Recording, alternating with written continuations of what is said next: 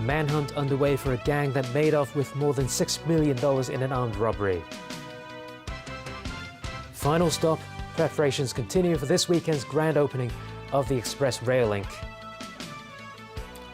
And locals have a beef with the quality of their meat.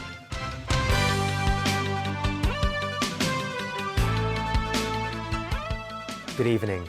Police are hunting for a gang believed to be involved in an armed robbery in Hung Ham this morning. The brazen heist resulted in 2 injuries, while some $6 million in cash was stolen. Kaina Chu has details. Armed officers deployed at Western Tunnel. Roadblocks across the territory, including the Kwai Chung section of Castle Peak Road. This as a multi-million-dollar robbery transpired on Hawkyun Street East near the intersection with Hung Ham Road at around 10 this morning. 2 men, reportedly staff of a jewelry shop in Hilder Center, were robbed of around $6 million by 3 men armed with knives. The 2 staff carry around $740 US and 360 Hong Kong dollar and 6 cross check valued around $27,000 US and 2,000 US into 2 company rucksacks. They were ambushed and attacked by 3 culprits. They chopped the 2 staff and robbed the 2 company rucksacks. 4 culprits, including a driver, fled the scene in an escape car. Eyewitness heard the 3 culprits were talking in Hindi. Therefore, police believe that the 3 culprits were non-ethnic Chinese. It does not rule out the possibility of there being more people behind the crime. Police later secured the scene for investigations. They also investigated the jewelry shop nearby where the victims were employed. The escape car was later located on Hoi Ting Road in Mongkok at around 1 p.m. A cap, a face mask, and 2 20-centimeter-long knives stained with blood were found in the vehicle, which was reported stolen in Tu Mun in mid-August. The male victims, including a 26-year-old Indian and a 38-year-old Chinese, both sustained leg injuries. They were sent to Queen Elizabeth Hospital for treatment. Kaina Chu, TVB News. Chief Executive Carrie Lam told mainland media how much she likes taking the Express Rail Link. With the service starting Sunday, Sharon Tang gives us a run-through before getting on board. The co-location bill has taken effect, which means the joint checkpoint will be fully operational at the West Kowloon terminus. Entering the mainland port area at departure level B3, passengers will see customs officers and more. This helper will also be giving out reminders, such as to stand behind the yellow line. Down here at the arrivals level B2, mainland and Hong Kong police will be on guard separately. The Port Office of Shenzhen Municipality has reportedly deployed 4 units to the station for border control and security duties. Nearly 50 self-service gates for verification are already in place. Mainland authorities expect the service to cater up to 200,000 people a day. Customs Chief of the West Kowloon Station, Hong Chung Gao, also noted that those feeling ill or who brought along restricted items or items that require tax must make declarations. The officer said that all staff have been through different drills to cope with emergency issues. Having said that, the city's leader today told mainland reporters she loves taking the high-speed rail for travel purposes because there's a lot more she can do on trains. It only takes around 10 minutes from West Kowloon to Futian, she said. That may even be quicker than me visiting a colleague in another office here, she added. Lam also hopes members of the public can enjoy the benefits that co-location measures bring, adding that passing the bill was the greatest challenge. Tomorrow morning, Lam and Guangdong Governor Ma Xingrui will officiate the opening ceremony. They will then depart to Guangzhou South before Lam heads back to Hong Kong at 2 p.m. Sharon Tang, TVB News. The Civil Aviation Department announced a new set of price display requirements that would take effect in November. Airlines will need to provide a breakdown of the final price to show all must-pay elements of the fare. While they can choose to levy a passenger fuel surcharge, they must clearly show the rate, as with other must-pay elements. The CAD initially banned airlines from imposing such fees in 2016, but it's taking a step back now to encourage competition and providing increased transparency to consumers. Sham Shui Po may lose one of its landmarks just 6 months after it was declared a Grade 2 historic building. The Town Planning Board approved a redevelopment plan from local bakery giant Garden Company to turn its headquarters into a 25-story commercial building. There are conditions, though. The structure's distinctive features such as the clock, icons and its red outer wall must be retained. Garden bought the building in 1935 and later used it as a factory. Around-the-clock accident and emergency services will be available at Tin Shui Wai Hospital from November. The hospital authority increased medical staff there by 100.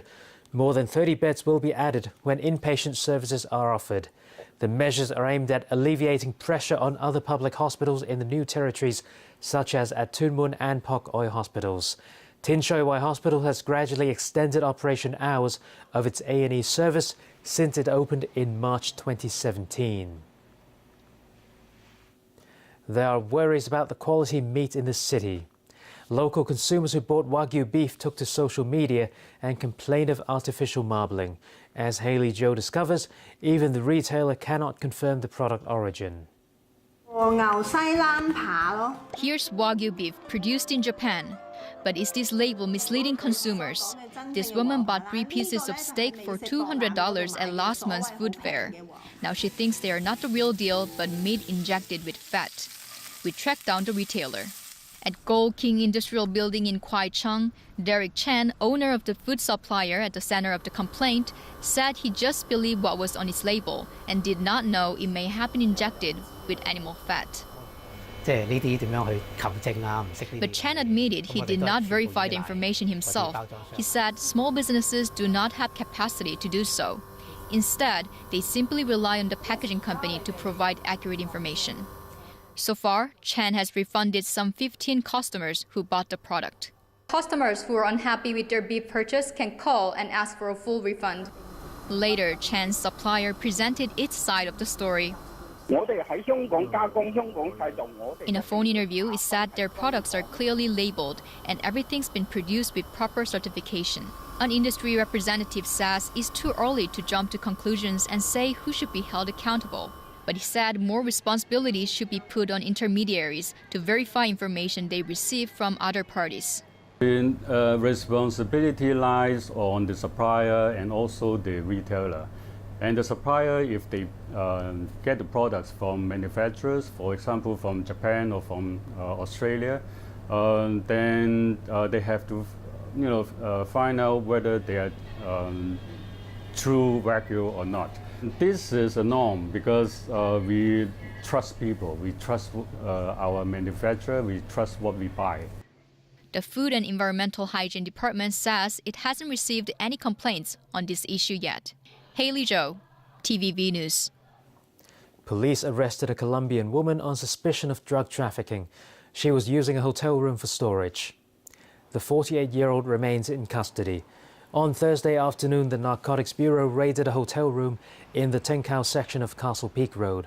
Officers seized more than a kilogram of what was believed to be cocaine, with an estimated street value of $1.3 million. Police also found $500,000 in cash at the scene. Police also arrested 3 people in Yau Ma Tei and To Kwa Wan in a separate drug trafficking case. Authorities were tipped off about $330,000 worth of suspected drugs at a Yau Ma Tei unit. They took away 2 suspects for questioning early this morning. Separately, customs officers arrested a suspect in To Kwa Wan yesterday after tracking a suspicious parcel from Canada. The parcel contained around 250 e-cigarettes that may contain cannabis oil. Well, police arrested a 3rd suspect in last month's Lam Kam Road interchange shooting. The 46-year-old man attended a hearing in Fanling for attempted wounding and possession of drugs. He was arrested in Shuangshou last night. So far, 3 men have been arrested for their alleged involvement in the police open fire case 3 weeks ago. Police were chasing a suspicious vehicle when the driver got off and scrambled into a private car. When it tried to run an officer over, police opened fire. Turning overseas, scores of people are missing after a boating accident in Tanzania. At least 136 people have been killed, but officials worry that number could rise. The ferry overturned just meters from a dock in the waters of Lake Victoria. 2 vessels in the area were dispatched to help in the rescue. Early reports say more than 300 people may have been on board. Ferry accidents are common in these waters. The vessels used on the lake are often overcrowded, old and in poor condition. British Prime Minister Theresa May said it was unacceptable the European Union rejected her Brexit plan after 2 days of talks without offering alternatives. May says both sides remain a long way apart over how to avoid a hard border on the island of Ireland and how to deal with future trade. Alan Buckneer tells us more.